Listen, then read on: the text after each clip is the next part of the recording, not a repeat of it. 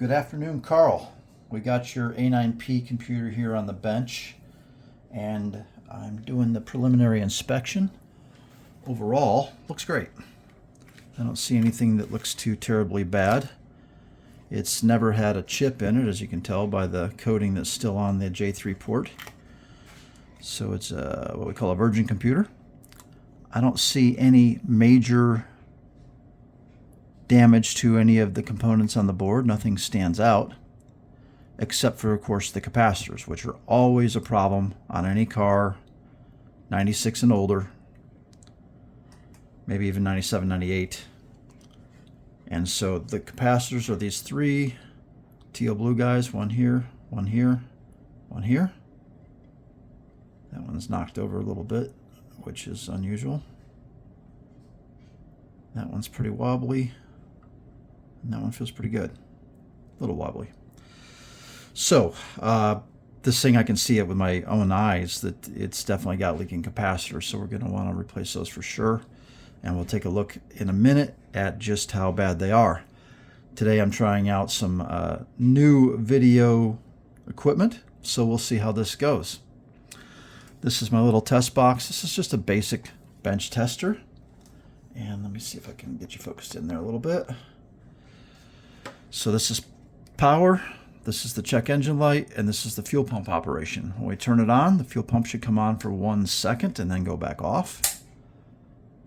And it does. So overall, we can say this thing functions. Check engine light comes on when you turn the key on. That's normal. And we've got 4.97 volts on our 5-volt regulator. That's perfectly normal. This switch here flips us into code pulling mode.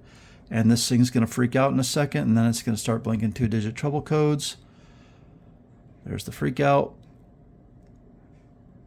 And there's the 2-digit trouble codes.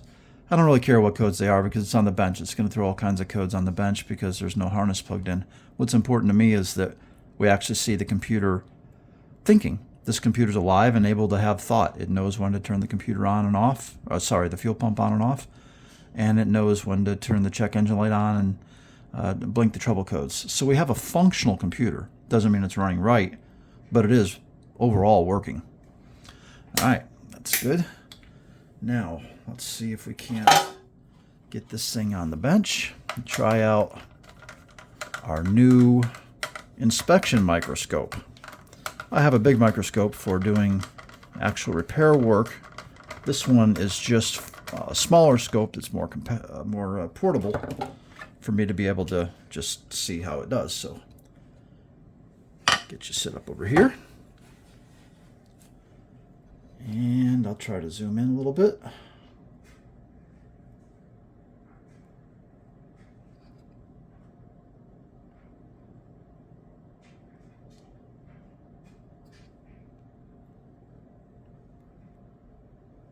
Oop, that's too much. Back up.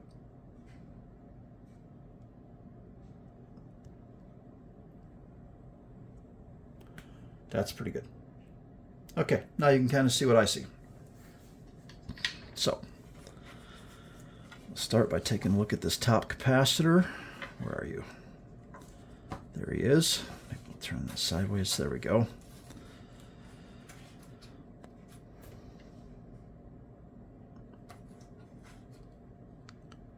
There we are. See the brown stains around the bottom and up here? She's a leaker. See if we can't zoom in and just see under it a little bit better. Oh yeah. He pooped his pants. Look at that. All that brown crap underneath there. That's no good. That corrosive stuff right there, electrolyte, leaks out of these things. It's going to eat the capacitors. Let's see if I can point this out without a pointer.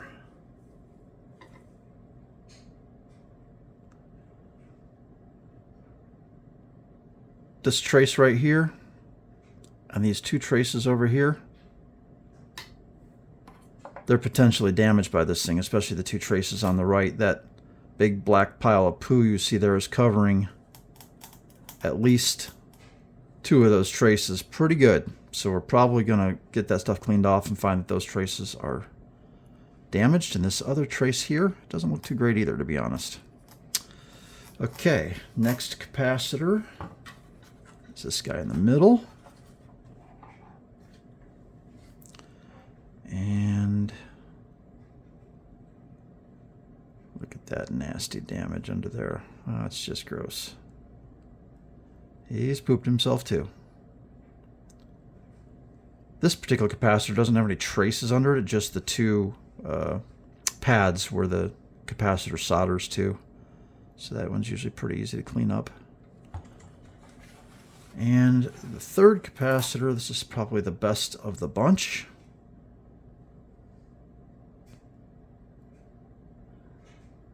It's kind of funky looking, but that's a leak.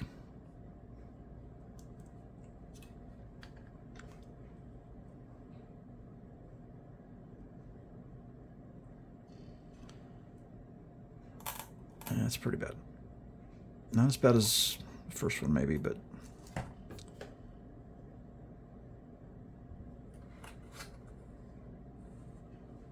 if I can see that any better, how it looks on the back side.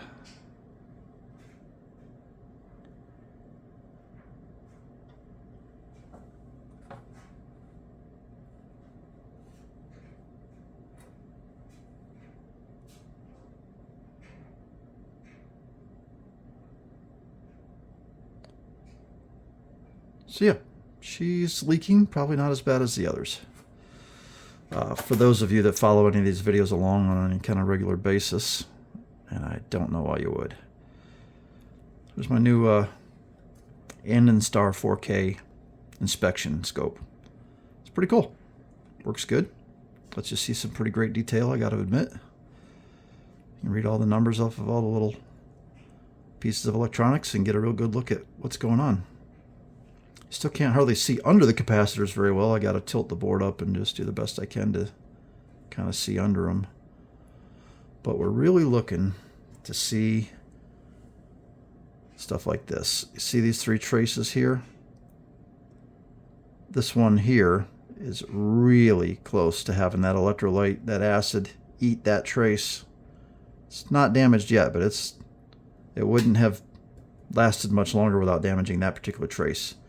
The name of the game here, guys, with these EC4 computers, we want to get to them as soon as we can so that the corrosion doesn't get to these traces where they have to be repaired, if they can be repaired.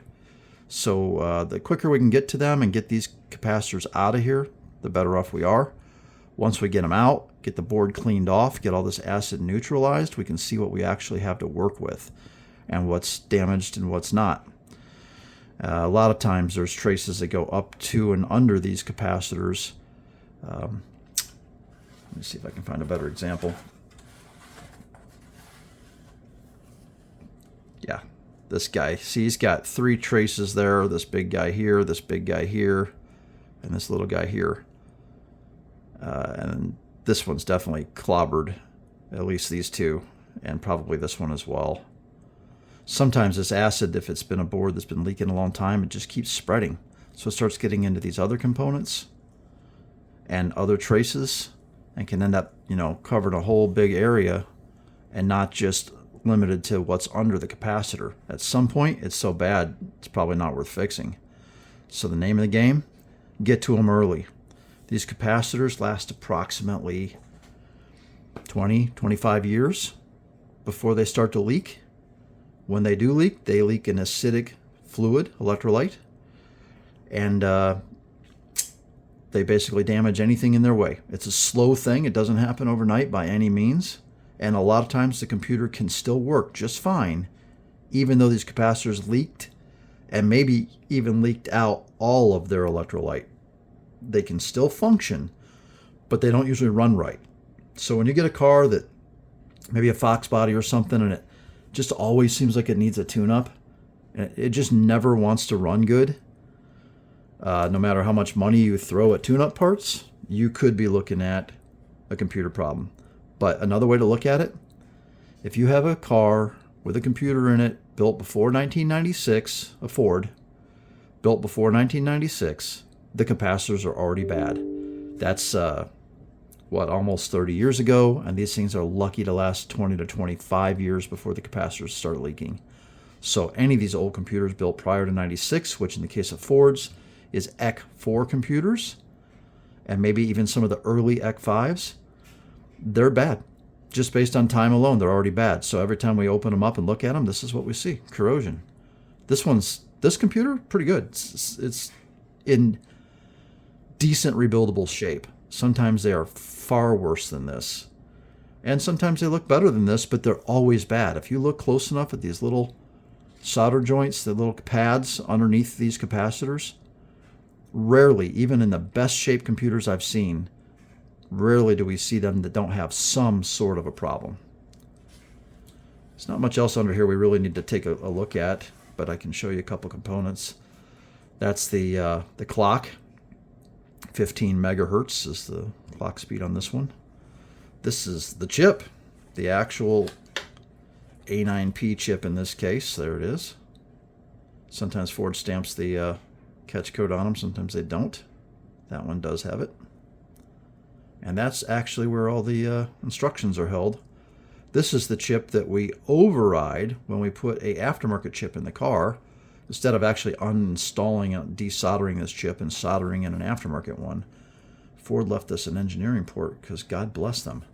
And this engineering port that's always covered in nasty stuff, that accesses, see all these traces? They're going from them pins on that port to these different chips on the board. Some of them go to the microprocessor, some of them go to the RAM. The microprocessor and the RAM chip talk to each other. So there's the microprocessor. It's got more pins than the rest. Amazingly, these things don't really go bad very often. They are surprisingly resilient computers for something 30, 35 years old. Fox body was 87 to 93. So